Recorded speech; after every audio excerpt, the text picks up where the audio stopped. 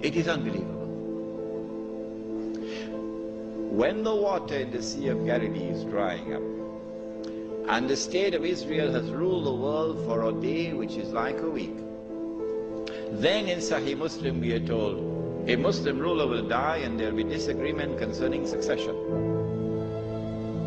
And then a man is going to come out of Mecca. His name will be my name and his father's name will be my father's name, said the Prophet ﷺ. He'll have a broad forehead and a large nose, and he'll be known as Al-Mahdi. And he'd hurry from Medina to Mecca. As he approaches Mecca, people are going to come out to him, so this has to be a well-known person, not some obscure non-entity, a well-known person. When the people of Mecca come out to him, they'll force him to accept the bay'ah, the oath of allegiance which legitimizes the leadership of the Amir al-Mu'mineen, bay'ah.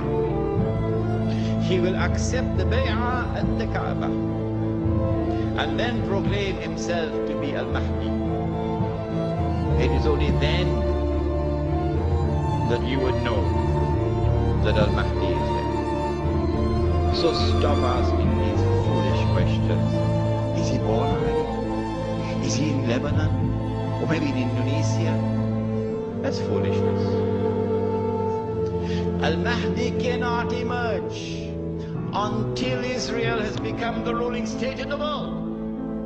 Al-Mahdi cannot emerge until Dajjal has completed his mission. Al-Mahdi cannot emerge until the state of Israel has ruled the world for a day which is like a week. Al-Mahdi cannot emerge until the water has dried in the Sea of Galilee. So stop these foolish questions. He proclaims himself to be the Mahdi. There are going to be eclipses of the sun and the moon that month. But there have been eclipses of the sun and the moon in the past. But after he proclaims himself Al-Mahdi, he's going to be attacked from an army, with an army from Sham. That army comes down to the south, and armies are under the control of governments. And when that army is between Medina and Mecca going down south, the earth is going to open and swallow that army. That is the sign of all signs. Beyond a shadow of a doubt, validating the claim of this man that he is the Mahdi. But Mecca has never been a Shia city. Never. And Mecca will not be a Shia city at that time. And Mecca will not come out to give allegiance to a Shia. And so you have to be living on the moon to believe that the Mahdi is going to be Shia.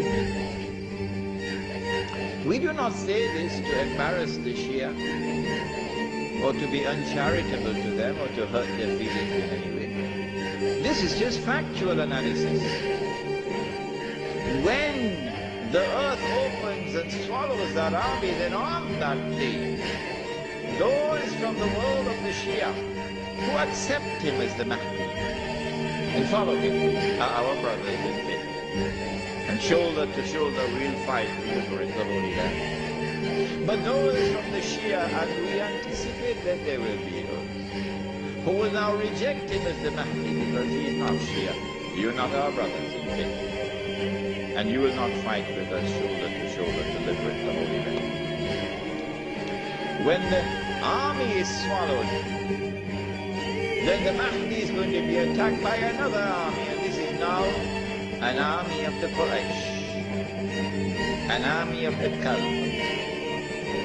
And remember that armies are under the control of governments. The Mahdi will defeat this army, and when an army is defeated, that is the end of Saudi Arabia. Goodbye. Now Darul Islam is restored.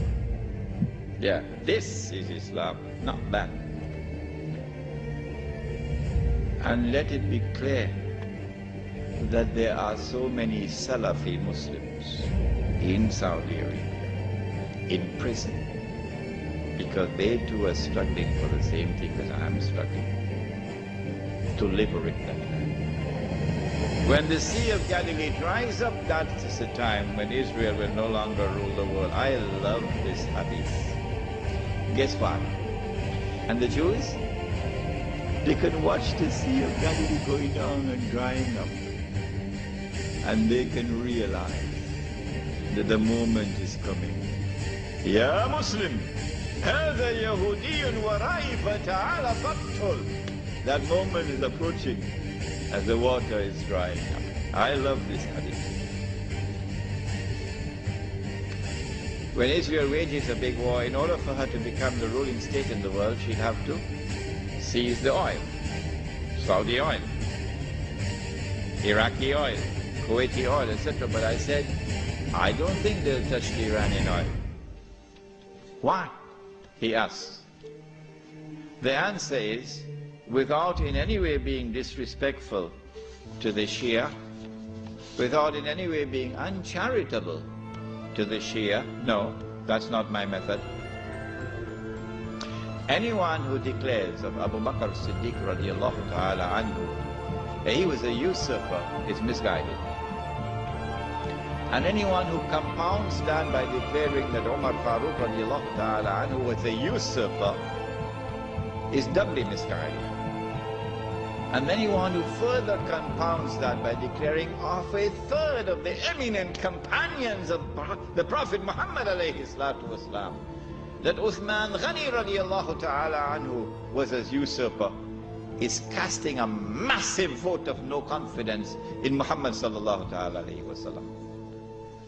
The three of his foremost companions were usurpers, robbing people of their legitimate position, like robbers and bandits.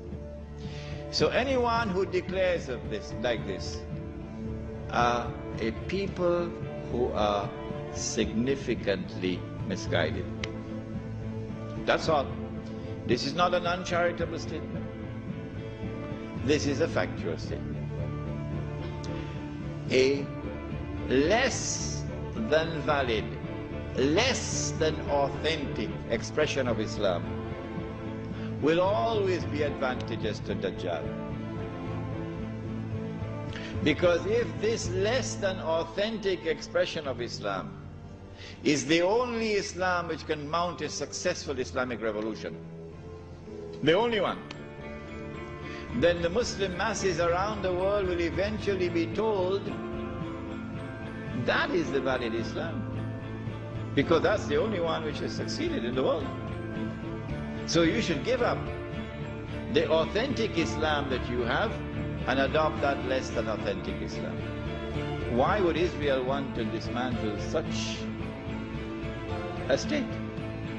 No, it will not be in the interest of Israel to attack and seize the Iranian oil.